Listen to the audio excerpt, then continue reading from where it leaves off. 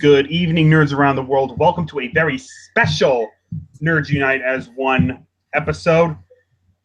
And why is it special? Well, special for a simple reason. On this day, 50 years ago, a small, little-known science fiction show that no one expected much from aired on television. Space, the final frontier. All right, we're going to get hit with a copyright claim if that continues. I'd love to play it, but I don't want to get the show in any trouble. As they alluded to, Star Trek. No one expected much from it, but it became the most popular, arguably most influential show in television history, inspiring generations. And today, on its 50th anniversary, we are going to pay tribute to that. And for this special Star Trek themed episode, I thought I would give everyone some special Star Trek designations. So, since I am hosting this, I am Captain Paul English, your host tonight, and joining me is a fantastic crew that I want to be beginning with our first officer, Commander Christopher Miller. How are you, sir? Doing good. Real nurse, ready to embark into the final frontier. Also joining us, I had a hard time figuring out his rank, but I think I got it. Our operations and communications officer, Lieutenant Commander Mike Gulick. What's going on, Mike? Great to be here talking about one of the longest lasting and most influential science fiction shows of all time. Yeah, cool. All right, so guys, let's jump right in. I want to know first, begin this, how were you introduced? Go on! I'm sorry. Go on. Chris, I would like to go like one episode without muting you this time. Good. All right, so try to avoid saying anything stupid. Okay.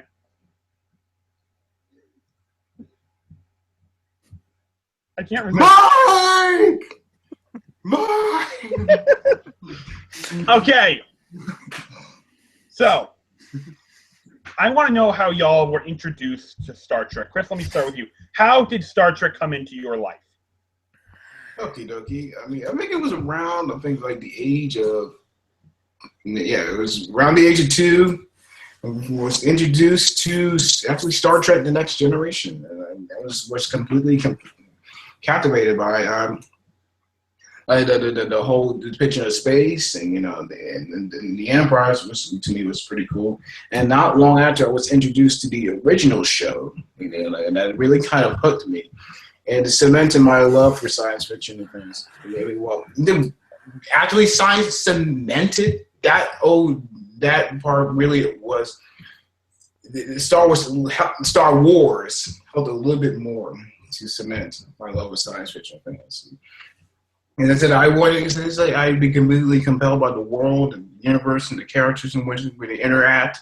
And I was compelled to, delve in more to, find out more about I wanted to see more Star Trek. I wanted to see more about the series.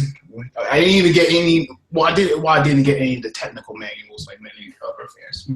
I wanted to find out more about this show. Of course, I still have plenty of Star Trek books. Or Star Trek to Continuing Mission, Star Trek Next Generation Continuing Mission, which was was for that series' 10th anniversary. Yeah, Star Trek. And Star Trek has, along with Star Wars. I know I mentioned Star Wars on this, but so keep the Star Wars mentions to a minimum, please. This is Star Trek. Okay.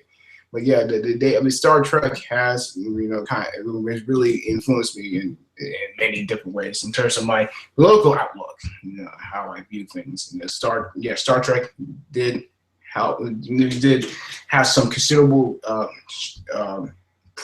had a considerable presence in terms of influence in my life. All right. Thank you. Mike, I'm coming to you. How were you introduced to Star Trek?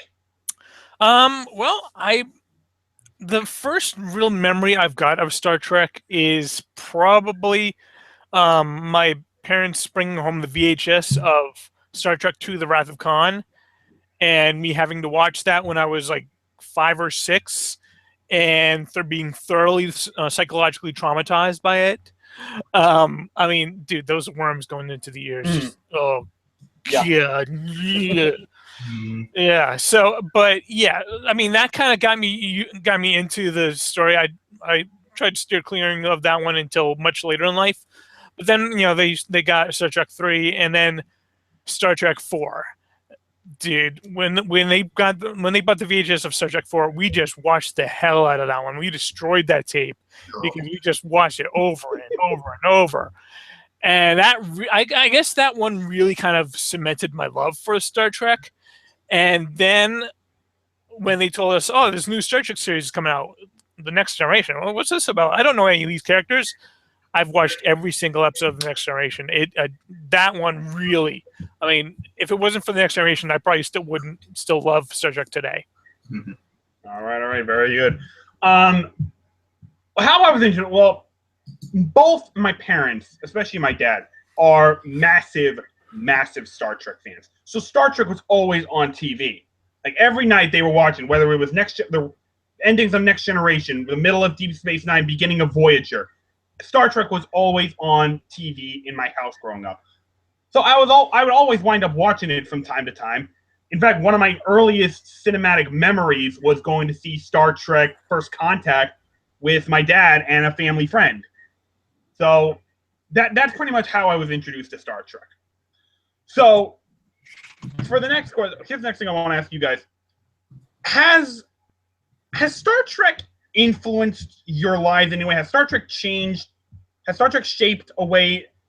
Has it inspired you in any way, or has it had what kind of impact has Star Trek had on your lives, if any?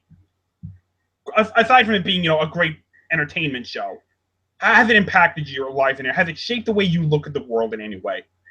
Chris, I'll start with you on that. You can say to a considerable degree, Star Trek has had some shape or influence. It does leave a mark. I mean, for me, one of the things that attracted me to it is it had a positive outlook on humanity. It had a look. I mean, had a outlook where humanity, how humanity has evolved from. Has learned to control our more darker, our more primitive. I wouldn't say primitive, but humanity in the future has learned to go beyond our petty differences, and we work toward a common goal, exploring the galaxy in a sense. And this preaching for equality, peace, prosperity, and love for our fellow man. Basically, that in part that's sort of the beautiful message that Gene Roddenberry tried to show to the world, that we can overcome some of our differences. It did kind of influence my political ideology in certain ways. Equality, liberty and freedom and so forth and so on. Star Trek does. And also one of the great things about Star Trek is the social commentary, where we gloss over stuff in our world today, and the world needs Star Trek today, because considering how chaotic the world is, we need Star Trek, and to bring to light, the craziness that is on our planet Earth. Absolutely, very good, Chris. All right, Mike, I'll come to you next. Same question. Yeah, one of the biggest things I took out of Star Trek, both from the original series and Next Generation and all the series after that, is that they weren't. They were a very diverse cast, but they weren't known for the diversity was not like the centerpiece. Lieutenant Uhura, she was a black female, but they never once mentioned that she was a different color. Chekhov was Russian. They never made mention of that. And going to the Next Generation, you got Geordi was, obviously he was a black engineer. Again, never made mention. He's also blind. Yeah, blind. The blindness, that was a part of the story, so they did make mention of that. But beyond that, it was never about how a person looked. It was about what they did, what they brought to the crew, their importance to the overall mission, and just them as a human being. That's what really kind of struck me upon seeing the. Plus, also, the fact that most of the villains that they came across, most of the troubles that they came across that they had to solve by working with science and by using their minds to figure things out. It wasn't all just going in phasers firing. This was about you had to work things out. You couldn't always shoot your way out of a problem. You had to work it out. You had to use diplomacy. You had to use science. It was more mental than a lot of the other science fiction shows out. They put the science in science fiction, and that I really respected it for. Okay, very, very good, Mike. Yeah, I would say, as I mentioned, Star Trek was always in my house growing up, but I never started seriously watching it until I was like 15 years old. That's when I really started to watch Star Trek, and it was a good thing that it did because that's as a teenager, this is when you kind of start to look, okay, how are you going to view the world? How are you going to see everything? What Star Trek gave me was a way in which you should live your life, a great way in which you should, the message that all the messages of like tolerance and non-violence, just like it's really hard to put into words, really, but everything that the crew of the message that Gene Roddenberry was trying to convey, like the hope for humanity, the hope for the future. If we can just learn to get past our petty differences. I mean, what Star Trek gave me was a set of codes, of morals, of ethics to live by. Seeing these crew members live by them every day. And I do my best to live by them every day as well. And admittedly, it's not an easy thing in the world we live in. I would dare say it's next to impossible to do it. But you try the best you can, in the hopes that one day that future will be here. And it's coming. I want to believe that it's coming. We still got a long way to go, but it's getting closer, especially technological. I don't know if you guys heard this, but a few days ago, someone actually developed transparent aluminum, and now NASA's working to implement it on their space station. Okay. So I think that like technologically, we're getting so close to what that vision is, but no computer. So are we saying that Scotty did come back in time and sold someone the formula? It would seem that way. Genius. The guy is a genius. Hey, why are you called the miracle worker?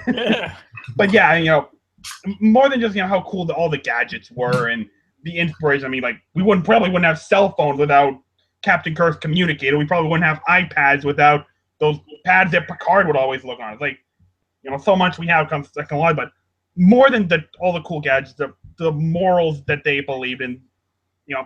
It's an amazing gift that Gene Roddenberry gave us, and if everyone tried harder to live by the morals that Star Trek provided, I think this world would be a whole lot better off. All right, so let's have a little bit of fun now with it. Obviously, despite all the cool gadgets, Star Trek at its core, I would say, it's a television show. It's a form of entertainment, and spanning 50 years, there have been so many television shows, movies, books, all that stuff. I thought it'd just be fun to go through the 5 live-action television shows. I think I might be the only person who's actually seen the animated series, so unfortunately we got to skip that in this countdown. I only see at least 1 or 2 episodes, but still, I'm the only person here who's seen the entire series, so unfortunately we got to skip it. So we're gonna just quickly go through our 2 favorite episodes from the 5 live-action original series. Have a little fun with it. So, Chris, I'll come to you. Give me your 2 favorite episodes from the original series. Okay, my 2 favorite episodes are from the original series. The number 2, Mirror Mirror. What an imaginative concept. What would you do if you were transported into an alternate universe and stuff?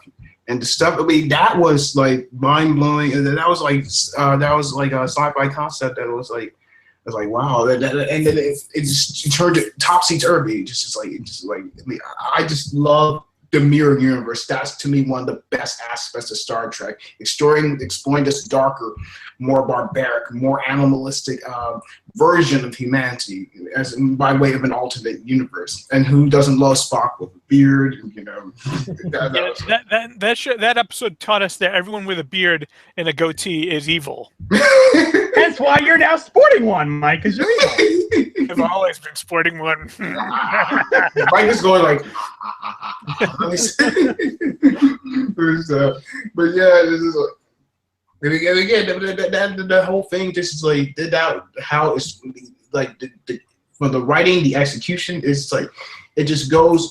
It's something that you just so always sweating and always involved in, And I like Kirk's scenes with the girl Marlena. And those some pretty good scenes, especially at the end when he's trying to implore Mirror Spock. It's like it's time to bring an era of peace. It's just like and this era of barbarism and cruelty that the Empire has brought.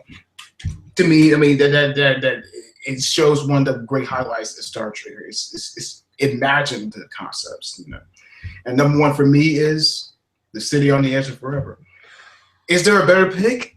I don't know. I mean, it's quite. Some people will call it quite overrated. It's like, nah. I mean, but to me, The City on the Edge of Forever. I mean, I liked it when I was a kid. I wouldn't say it was brilliant, but now it's kind of grown on me. The Guardian Forever is probably one of the most imaginative and most intriguing of Star Trek creations. What would you do if you were able to step in any point in time?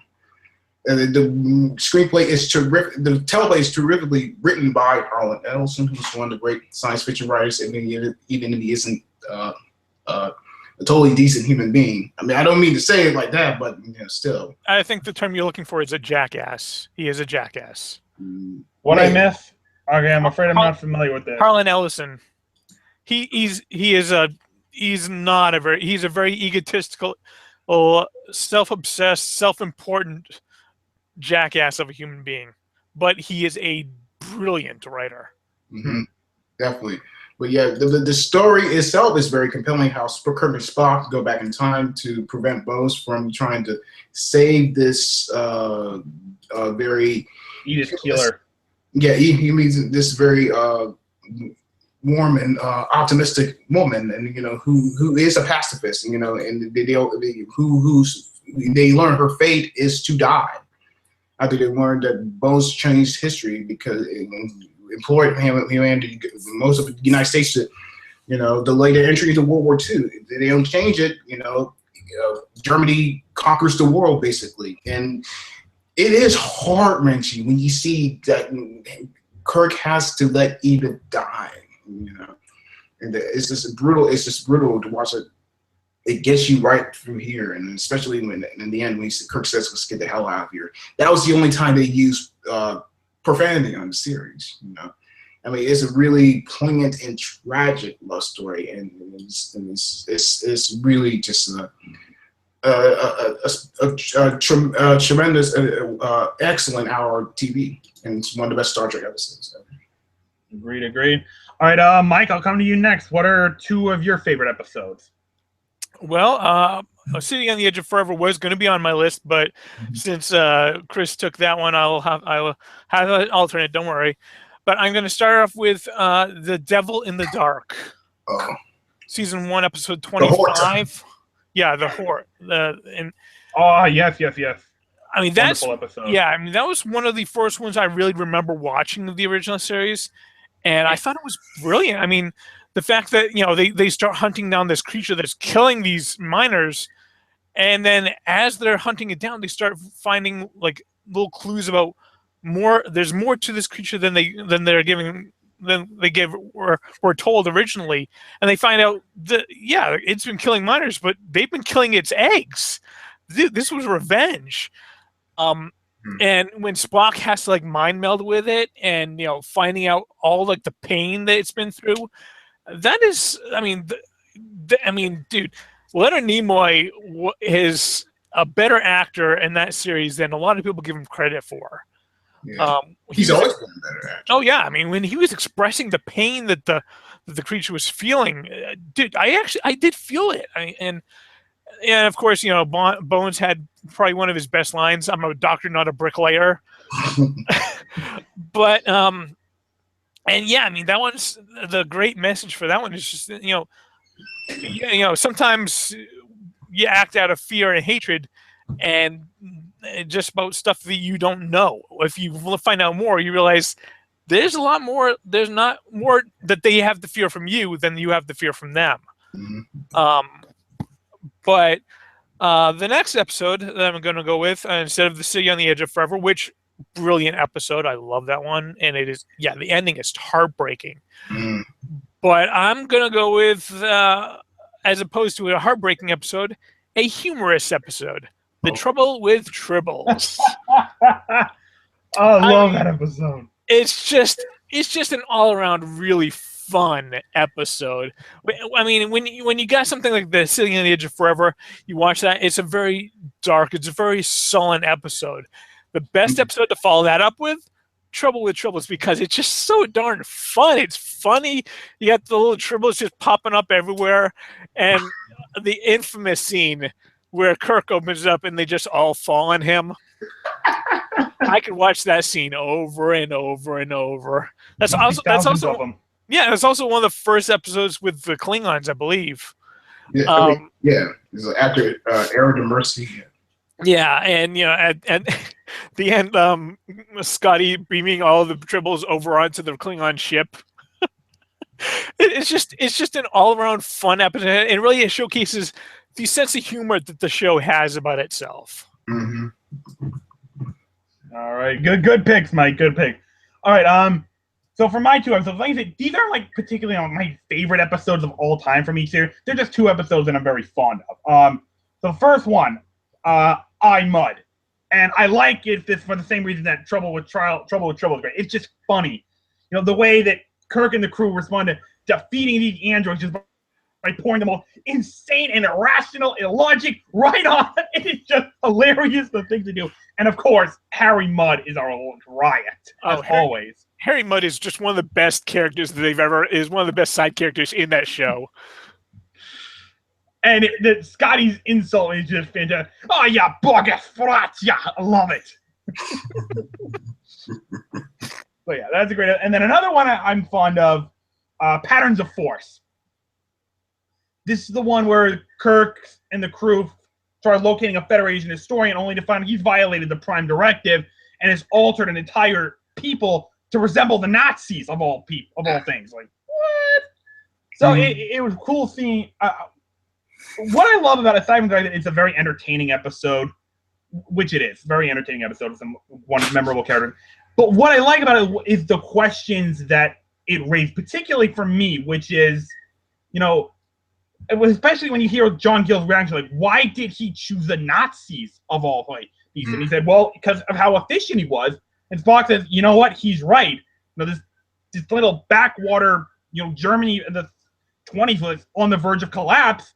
Hitler comes in and he builds it up and takes Germany to a point in power where they're only steps away from conquering the world.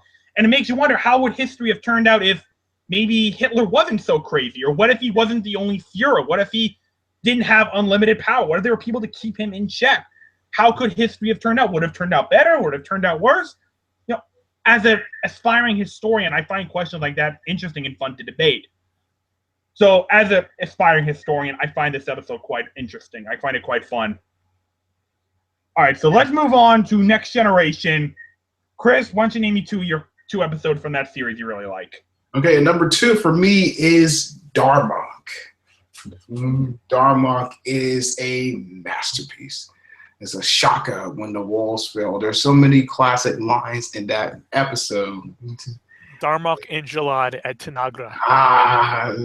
Doesn't love that. You know, you have Paul Winfield giving an impressive performance as this alien captain who tries to reach the card, and because the race he's a part of is a language which to them is quite incomprehensible. There are certain challenges, like for the crew of the Enterprise is saying, it's like, how do we get through them? How do we try to communicate? It's just like, even as they're dealing with the beast, on the planet, it's just like the obstacles, they can be overwhelming though, but they try to brave it through it. They try to they don't try to say, oh, that's it. We can't deal with these people. They're incomprehensible. They tries to figure a way as to how to communicate with them. And that's one of the best things about Star Trek. It's just like the best thing about it is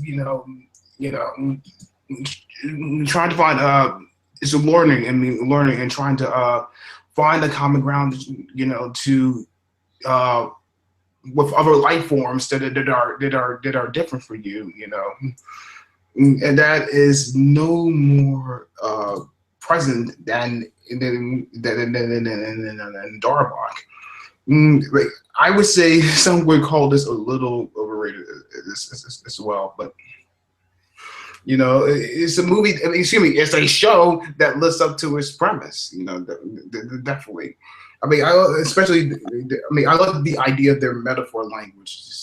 I thought that was a brilliant stroke on the writer's part, most definitely. And the second, the first episode, the best episode for me is The Best of Both Worlds. Amazing episode. That is Star Trek at its finest to me. At least to me.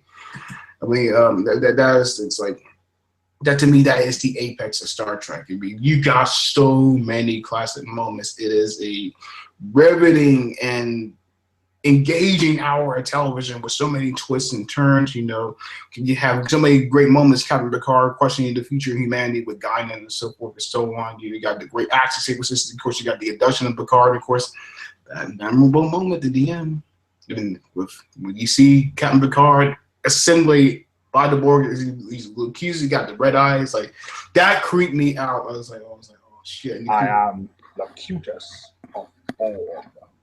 What? Oh boy. The thing I most remember from that episode is seeing Riker say fire, and then cut and like, I gotta wait 3 months until the end of the resolution to that. And you gotta wait all summer for the resolution. Yeah, that's why.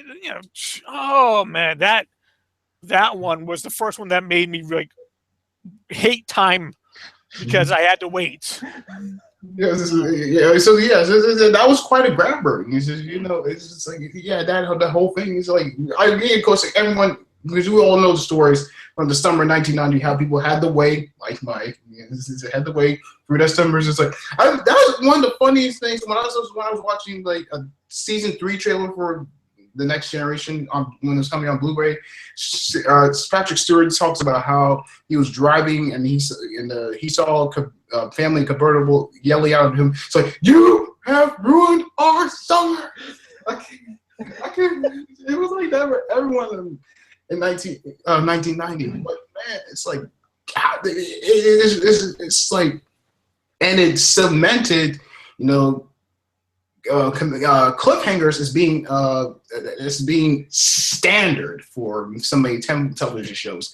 Which have pissed off, I think, everyone here more than once. Oh yeah, but I believe it's hard to live up to the brilliance of this episode without, at least to me. Well, considering I remember a few years ago, a TV Guide network was airing a special 100 most memorable moments in television history. I think that was number 45. But that just goes to show what an impact it had. All right. Why don't you give us your two episodes of The Next Generation you really like? I'm going with 3 because I don't really have any favorite episodes from DS9, Voyager, or Enterprise. Unfortunately, I had two honorable mentions. Well, you took Chris, you took one of my honorable mentions, and you took one of my lists. So now I've got an even 3. Thank you. Okay. All right, so I'm going to start off with another series season finale and the season premiere. Season 5 finale, season 6 premiere, Time's Arrow, part 1 and 2. Very good one. I mean, dude, they find Data's head in an archaeological dig, and Data is the one that finds it. I mean, well, he's not the one that finds it, but he's like, I got my head right here. What the hell is that doing there? So and then like they find that time portal, and they go back and find time, and they find Guinan in the past talking with Samuel Clemens. Mhm. I mean, plus that was a perfect Mark Twain that they got. He was spot on. Yeah. But when Guinan is talking with Picard on the Enterprise, and Guinan tells him, "If you don't go on this away mission, we'll never meet." And that just set a whole lot of things tumbling in motion. And then it was just a really, really awesome story. I'm fond of Samuel Clemens' history, and I think he's really fun to read about. So that was just a really great episode for me. Next, I'm going to go with season 5, episode 24, Next Phase. Ah, yes, very good episode. I love this episode so much. You got Geordi and Ensign Ro. They get caught in this teleporter accident, and everyone thinks they're dead. But then they wake up on the Enterprise and find that they can walk through walls and nobody can see or hear them. And they think, and Ro thinks they're dead, they're ghosts. But Geordi thinks, nah, I think there's something more going on. And just them like finding out and having to work everything out themselves, but it was, and just like the pure joy at the end when they come back and everyone realizes, hey, they're not dead. That part really, it always gets me, because that's one of my favorite things when it happens in a story. Also, it has one of my favorite last lines in any episode when Ro's like, "Oh my, everything that happened to me, I'm not sure what to believe anymore." It's like, and Geordi's like, "Well, maybe we should develop our own phase cloaking device. If it can teach Ro Laren humility, it can do anything." Great line. Oh, but my absolute favorite Star Trek: The Next Generation episode is also the series finale, All Good Things. Wonderful episode. In my opinion, this is the best series finale of any TV series ever. I mean, this was just such a perfect wrap-up of everything from the very first episode, from Encounter at Farpoint. Everything's been kind of building to this one moment.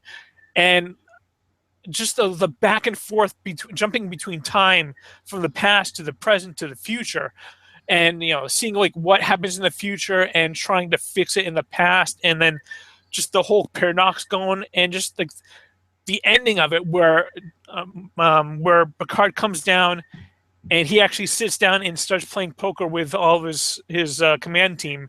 He'd never done that before, and it just like the final line right there, like what was it? Joker's wild and the sky's the limit. Mm-hmm. It was the best possible line you could finish on, and I love this episode so very much. It is indeed a fantastic episode. All right. So 2 episodes that I'm quite fond of. I had to think of another one because I have Best of Both Worlds on there, but since Chris already mentioned it, it's like I was going to mention it anyway, but I mean, might as well be varied. So one episode I'm particularly fond of, Cause and Effect. I really like this episode. This is the one where the Enterprise is caught in a temporal causality loop.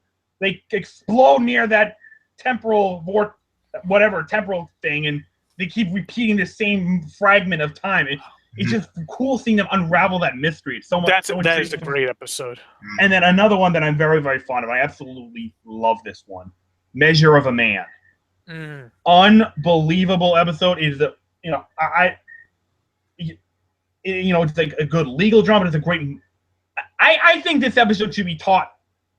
I think this episode should be taught in like certain schools, like ethics classes, to be taught in like criminal justice classes. Just like it's such an amazing episode. All just seeing these wrestle with it. Is this machine we have? Is it more than is it just a machine, or is it more than that? Just seeing that debate rage on it. It's so well done, and it has without a doubt, one of my favorite scenes, just my favorite moments in all, not just all Next Generation, but in all of Star Trek history. When Picard is looking at Maddox, like, now you tell me right now, Commander, what is Data? He's a machine. Are you sure about that? He's already met 2 of your 3 requirements for ascension, so what if he defeats the 3rd? Conscious, even the slightest degree. What does that make him then? I don't know. Do you? Does anyone here know? That is the question we have to have. The dialogue that comes out of Patrick is so brilliantly fucking written, and that is Star Trek right there. That is what makes Star Trek so amazingly good. It's one of my favorite episodes, not just in Next Generation, but all of Star Trek. And the great thing about it is there wasn't a single punch thrown, there wasn't a single phaser fired, just all the drama, all the tension was just perfectly crafted dialogue. That was Star Trek. It was so amazing.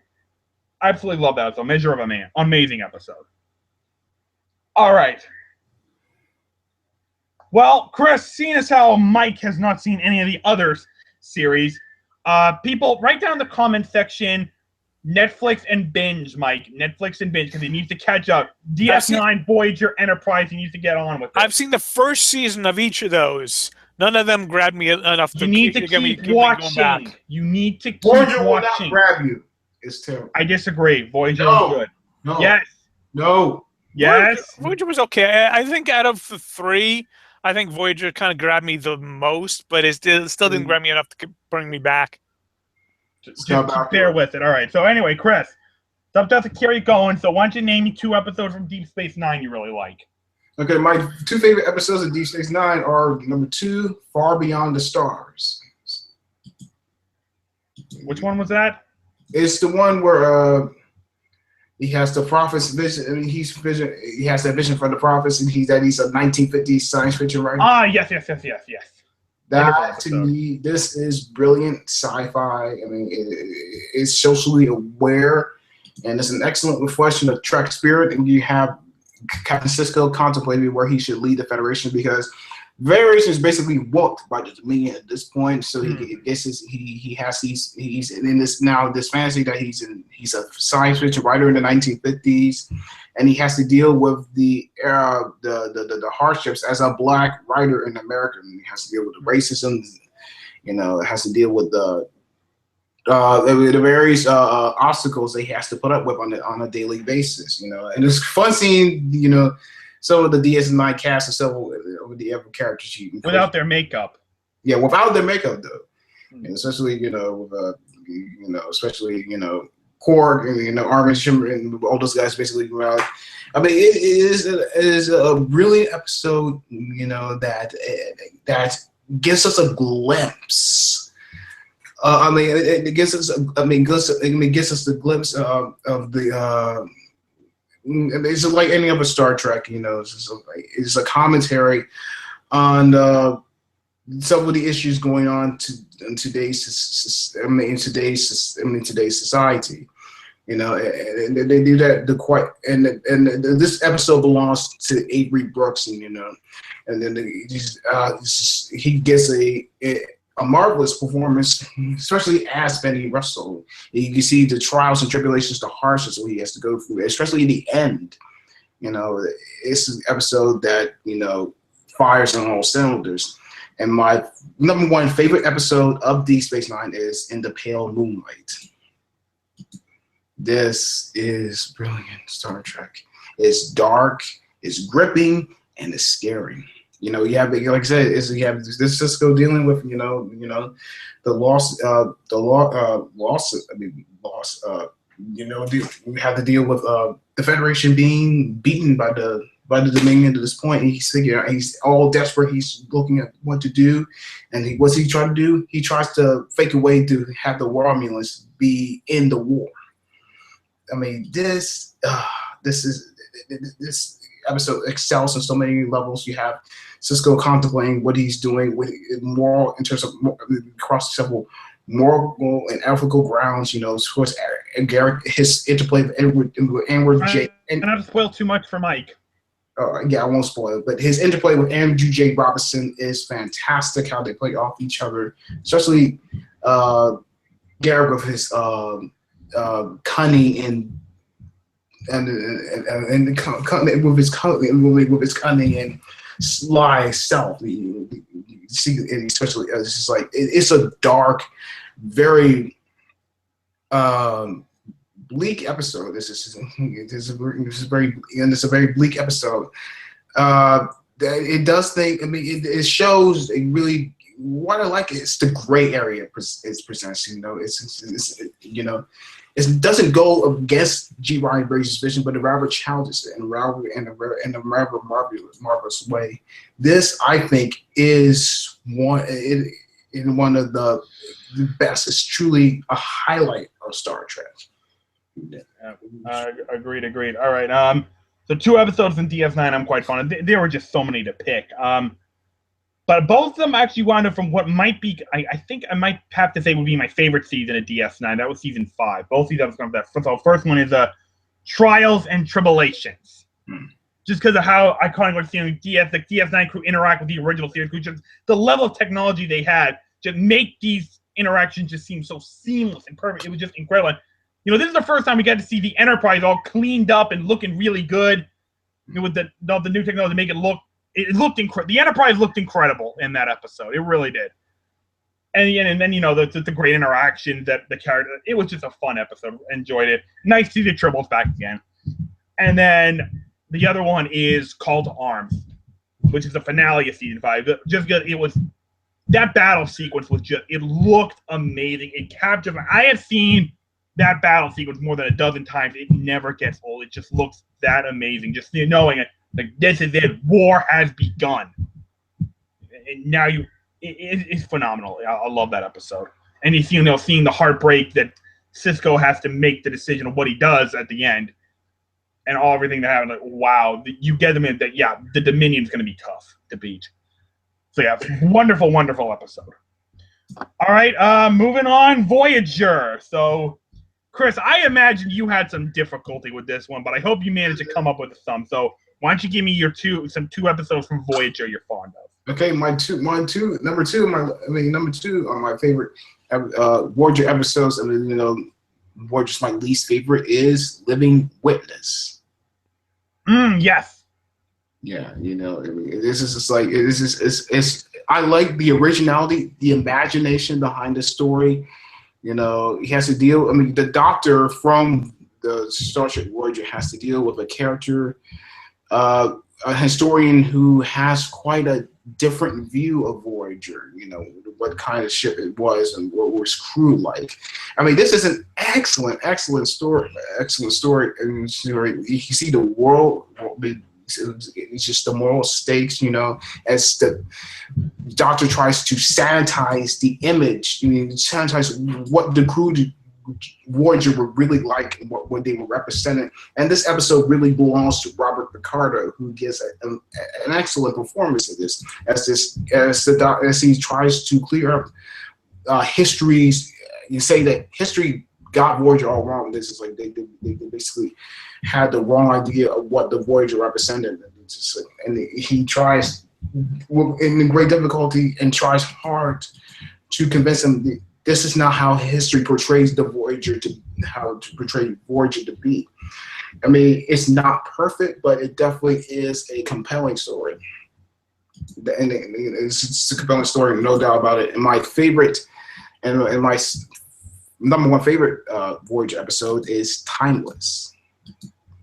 I mean, the Timeless is a great time travel episode. We have Harry Kim and Chakotay, you know, 15 years into the future and trying to make things right. And just, and like I said, you know, you got to give it to Garrett Wang. I mean, as Harry Kim is in this episode, he just plays this Harry Kim that's so overwhelmed with guilt.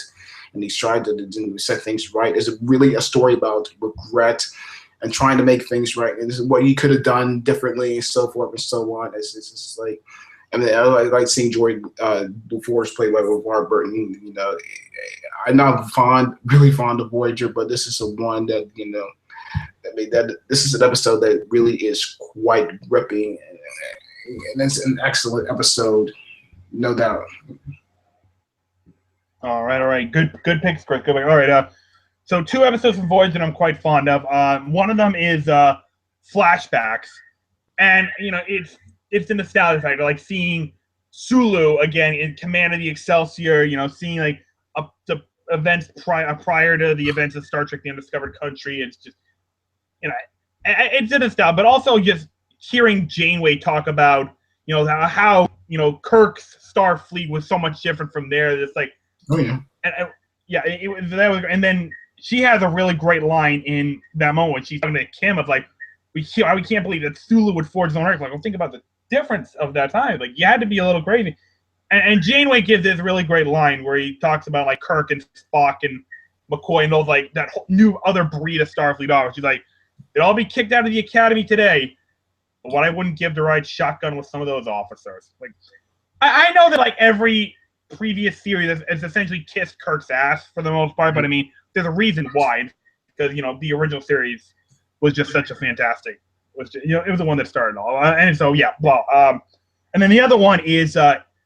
And I'm kind of cheating with this one, but because it's another two-parter, but Year of Hell. And I love it because it was so well written, so tense, so dark, and just this unrest that going on. It was so dramatic, so intense. I'm repeating myself here, I know, but it was a very, very well done episode with a lot of tense moments, a lot of good writing, solid two-parter that signaled just how good Voyager really was, and how it could have been. So yeah, Year of Hell, fantastic two-parter, definitely a highlight of the whole series. All right, so Chris, now we move on to Enterprise. So why don't you give me 2 episodes from Enterprise that you're fond of? Okay, like I said, along with and Voyager is to Enterprise is also a series that I'm not very fond of. My number 1 favorite episode, my number 2 favorite episode is Slimitude. It's an episode where Commander Tucker's tripped and injured in an accident and figures, and he's in a coma. It's like Archer's basically like, what am I going to do about my chief engineer? So what's he basically going to do? He's going to try to clone him. And this is also of epical questions about the cloning, about the issue of cloning. This is like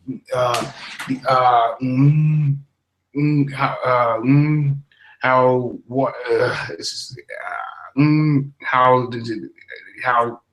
basically should something like this should even be attempted when one person is just unique and so forth and so on.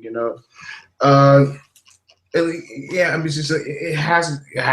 was great. It's great track with all this social commentary, and Connor Trainer gives an excellent performance here, especially as STEM, and you really see the desperate lengths that Archer's trying to do, in order to get out of this, get out of the situation that the Enterprise was facing, basically.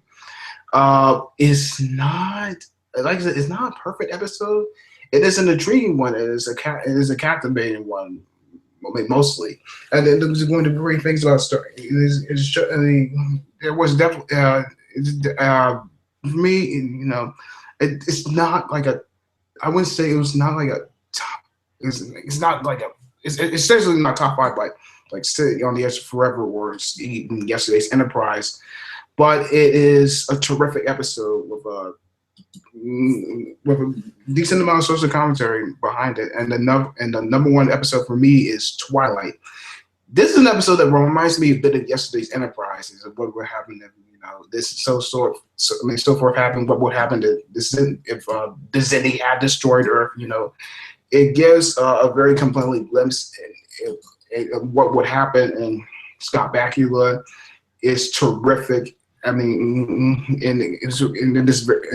because Archer is basically having like a memento-like brain condition where he can't form new memories and so forth and so on. I mean, I like the non-linear structure. I like how intimate the story is, especially the scenes he has with DePaul. Him and Jolie Blaylock, they were incredible, and it's a very quiet episode, and it's a very well done episode. I mean, from writing, directing, acting, it is quite engaging, and it's good Star Trek. All right, good picks. All right, so my picks, 2 episodes of Enterprise I'm quite fond of. One of them is Silent Enemy.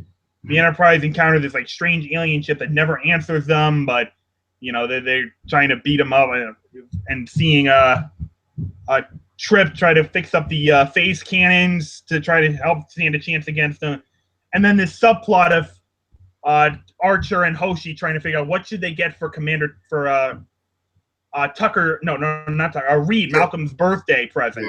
That was a fun little subplot that I enjoyed, and seeing the solution come in, I thought was just fantastic. That was very good. So that was a fun little episode, and then another two-parter, but I mean, this is so good. In a Mirror Darkly, where we get another glimpse back to the alternate universe, the mirror universe. It was so cool. Very well written, and I'm biased because I can't. I have a huge crush on Linda Park as Hoshi Sato. I thought she was so beautiful, and seeing her in those clothing in the mirror universe. Oh man! Woohoo! I was like, I am in love. I'm sorry, I couldn't hold that, but I'm a guy. Okay, deal with it. The heart's definitely throbbing. Oh my god. Yes, indeed. But I mean, aside from that, it was a very fun episode. Once again, seeing the mirror universe was great. So very good episode. I loved it. All right, so that's for the TV shows. Obviously, now let's talk about some movies. Because they come with a lot of movies. So, guys, why don't you name me your just your top 3 favorite Star Trek movies? Again, we'll keep the normal routine, go one at a time, flip it over. So, Chris, I'll start with you. Give me number 3 on your list. All right, number 3 for me is J.J. Abrams' 2009 reboot of Star Trek. It's like, come on. What's not to love about this movie? You know, the Trek franchise has basically been stagnant and moribund, and J.J. Abrams gave it the right amount of energy, vibrancy, and kinetic spirit that's Trek so needed for a long time. It's just like it did the right amount, a combination of humor, action, thrills, and drama.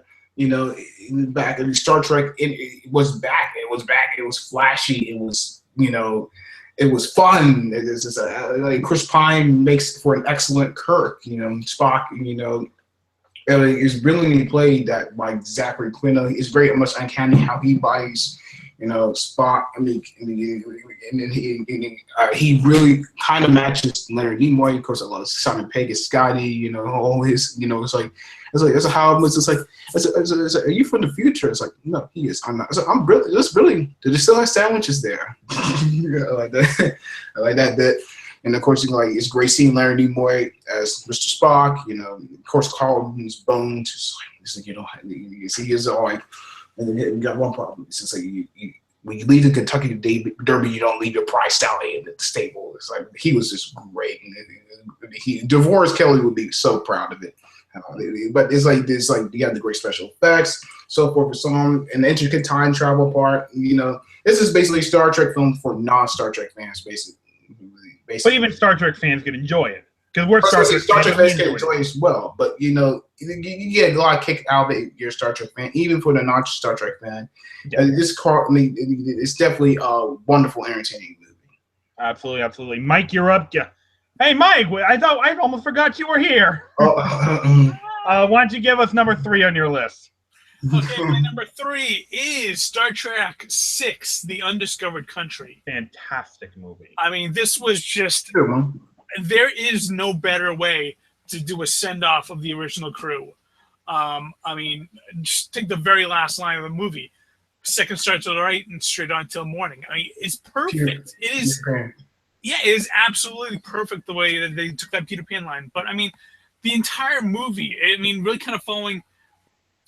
I mean, this one really kind of gave, I think, Kirk his biggest character arc of any of the TV series and movies, because he basically has to go from, you know, I hate the Klingons, I can never forgive what they did to my son, to, you know, this racism, this hatred is going to tear all of us apart, and if we don't let it go, there's no future for any of us. And so, you know, I mean, you got Kirk and McCoy on their kind of like journey. You got Spock trying to figure out how to, like, what this conspiracy is all behind this. And of course, you've got Christopher Plummer as the Shakespearean quoting Klingon. Once more unto the breach. Oh, dude, I mean, Christopher Plummer alone is a fantastic villain. But he just made the most charismatic, most over the top, but still very Star Trekian villain. He's spot on. You know, cry havoc and let slip the dogs of war. Oh, I am constant as the northern sun. Oh my Yeah, star.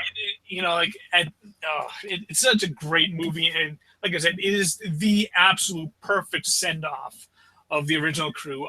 They couldn't have asked for a better ending, and that's what they got. So definitely. Nice, big, nice. All right, for me, number 3, it's got to be First Contact. A stellar action sequences, phenomenal story. Seeing the Borg in like their most ruthless, evil glory, it was just amazing to see. And seeing Picard's moral and dilemma, and it's like, seeing seeing Picard go through his moral thing, like questioning, not questioning anything, but like seeing just how obsessed he is with stopping Borg. I'm gonna do whatever it takes to stop these guys. Like, you're going too far, Cap. Chill out, please. Yeah, I mentioned like that was one of my earliest cinematic experiences. I went to see that with my father, friend of the family.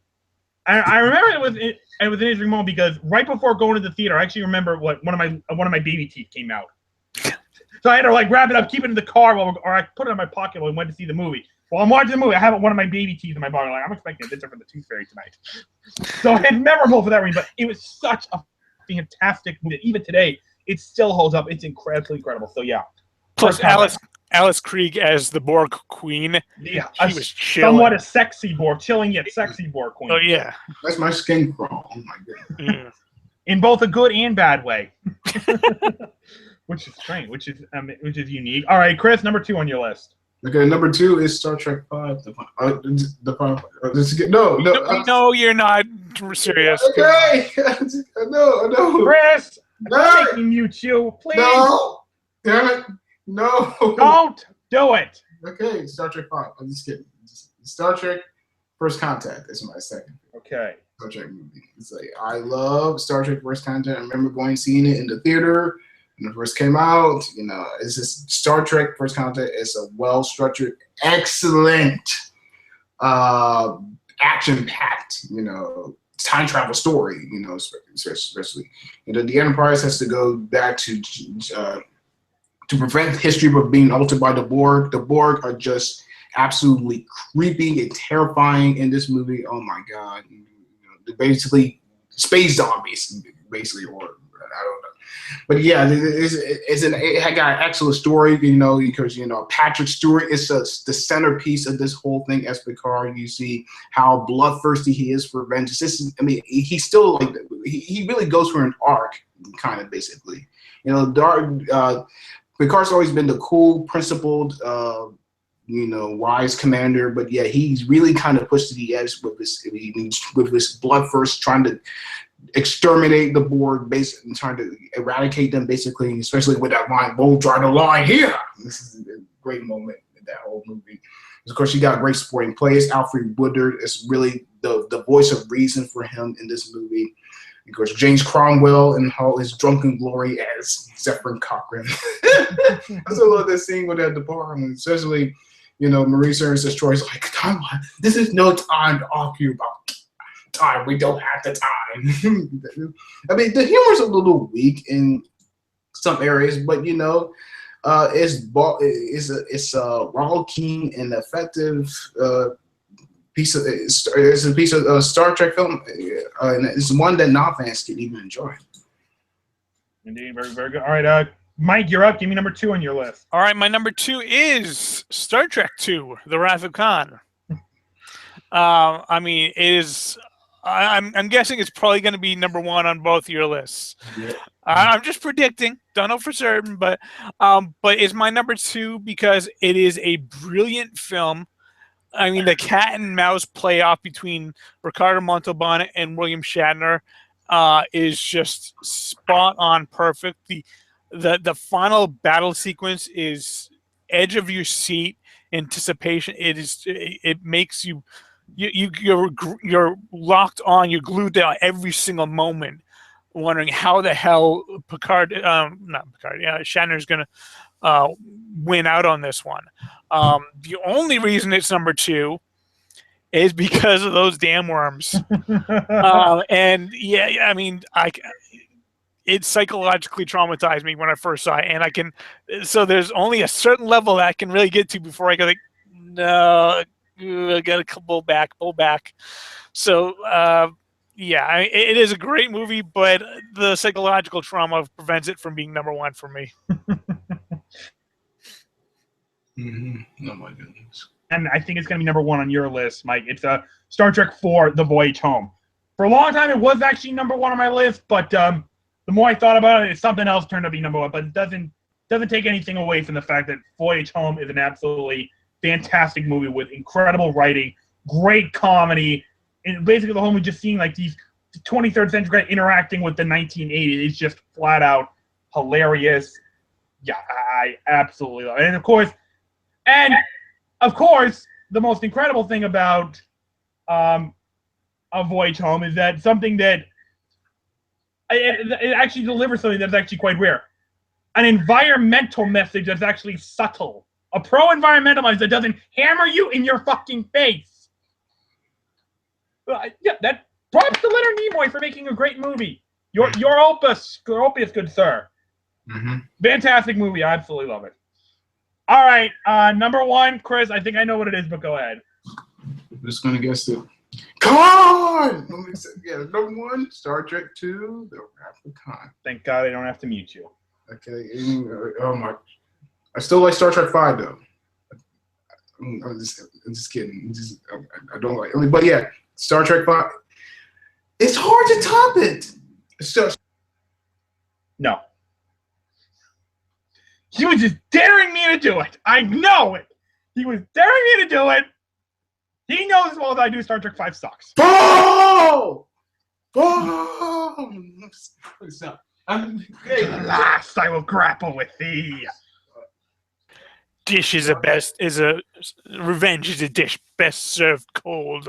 I'll say this. It is very cold. I will chase you around the moons of Nebula, around the entire Railstone, and round Perdicis space before I get you up.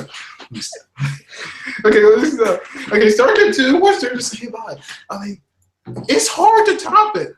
It's the one book combination of story. I mean, you got an excellent story, great dialogue, terrific character moments. You know, it really took what was the best of the original show back after how they fucked up with Star Trek the motion picture, and just they brought back the excitement, they brought back the adventure of it. It really feels like a swashbuckler in outer space, basically. You know, and Nicholas Meyer is just like, I hats off to him for bringing back the essence of Star Trek. He had that great moment because had great moments, especially with Spock and McCoy. Like they're debating about, Genesis. It's like now we can do both at the same time. According to the myth, the Earth was created 6 days. Now watch out! Here comes Genesis. We'll do it for you in 6 minutes. It's like really, Doctor. You must learn to govern your passions. They will be your undoing. Logic suggests. Logic. My God, the man! It's talking about logic. We're talking about universal Armageddon. I was like, you green-blooded inhuman. Did you guys say more about Kirstie Alley as Savik? Boy, she was great. I mean, she was beautiful, fine, and she was also coolly logical, like Mr. Spock. But she was basically his student, and she did very things that were unwelcome, like especially the use of a profanity, which she said that. But of course, it's got a gripping story. Of course, need I say more about Ricardo Montalban as Khan, the centerpiece of this whole thing. One of the best villains of a Star Trek movie ever. One of the best villains in any movie. You can see the bloodthirst, the lust, the anger pouring inside him, as he drowns himself in this obsession to rid himself of Kirk, basically, some of the supporting characters are kind of weak, Carol Marcus and Kirk's son David, but yeah, of course, got that tearjerker of an ending, Spock dying, so I have been and always shall be your friend. It is impossible to top this classic. I would agree with you on that. All right, although I think Mike may disagree, because I think we all know what it is, but why don't you say it, Mike? Well, first of all, the thing I got to say most about that ending, though, when Kirk is giving Spock's eulogy and his voice cracks at human, you could feel it right there. That's probably the best acting that Shatner has ever done. And also, I don't know if you guys have ever seen the show, the cartoon Freakazoid. I am. I've heard of it. I haven't seen it. Ricardo Montalban played like the arch nemesis, and there's a scene where he's like, "Revenge is a dish best served with pinto beans and muffins." What? Oh, goodness. He played. I didn't see that episode of Freakazoid, but it's like. Oh. Yeah. But anyway, my number one movie is Why Does God Need a Spaceship?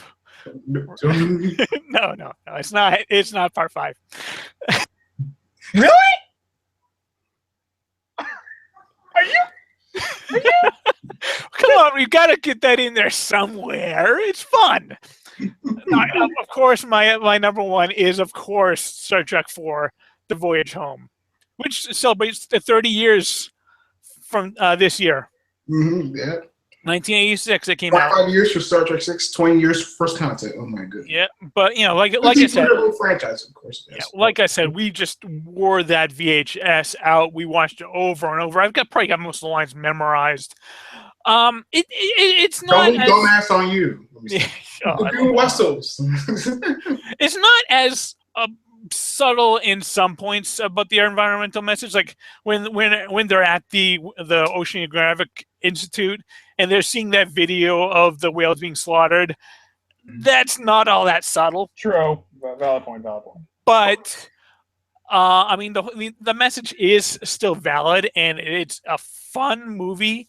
It's probably the most fun you'll ever have with any of the Star Trek crews. I mean, you can tell they are just having a blast filming this one. I mean, after Star Trek 3 did good, but it didn't really make a huge box office blast for them. They're like, okay, we want to do a fourth one. Let's cut the budget down a bit. So what do? Let's go back in time and film the entire thing in 1980s San Francisco. And they did a great job with it. Yeah, I mean, the villain. I mean, there is no real villain. You just got that big probe that's evaporating the ocean. So it's nothing huge, but that's enough to get them going back in time, and that's where the meat and that's where the fun of the movie is. I love this movie so friggin' much. Very good. All right. So my number one should be no Star Trek 5, right? No, it's Insurrection, actually. Oh, okay, great. It's just absolutely wonderful.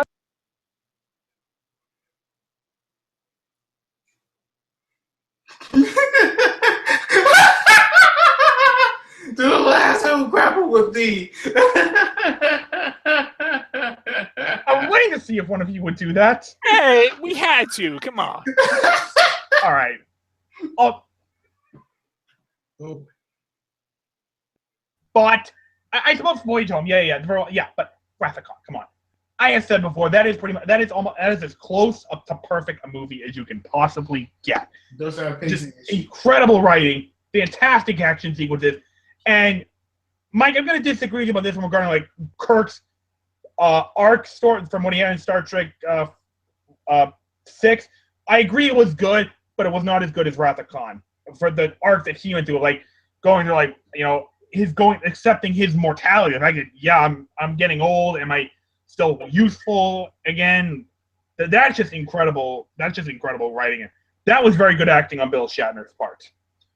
So I mean, yeah, Chris, you two of you already said I can't really add too much more to it, but I mean, Wrath of Khan is just a close to perfect a movie as you can probably get. Everything about it.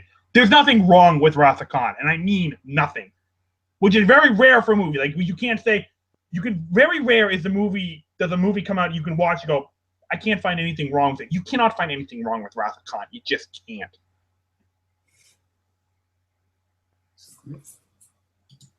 I unmuted my mic. Don't go there, Mike. No. I can think of something wrong with it, and it goes into the ear. Oh, boy. Word. Okay. All right. Well, with that, guys, that is going to wrap up our special on Star Trek. So I want to thank my crew for being here. Mike, it was good to talk to you about this. Oh, great to talk Star Trek. Obviously, I'm more of a Star Wars guy, but hey, Star Wars wouldn't exist without Star Trek, and Star Trek wouldn't still exist without Star Wars. So let's call the whole thing off. Come on, guys. Yeah, I agree. They're both iconic. Why debate which is better? When they're both great. Yep. Chris, my man, it was a fun having you here. It was great. Like I said, I might like Mike. I mean, leaning a little more towards Star Wars because Star Wars had the bigger influence on me, but Star Trek as well had a greater influence. But yeah, it's just like, yeah, it's great going into the final frontier to talk about this legendary franchise. All right, guys. So thank you very much for watching. We will, Chris and Mike will probably see you for the next main show. I don't think it might be a while before I show up again, but we shall see. So they will see you again. Until I see you again, live long and prosper, everybody. Bye-bye.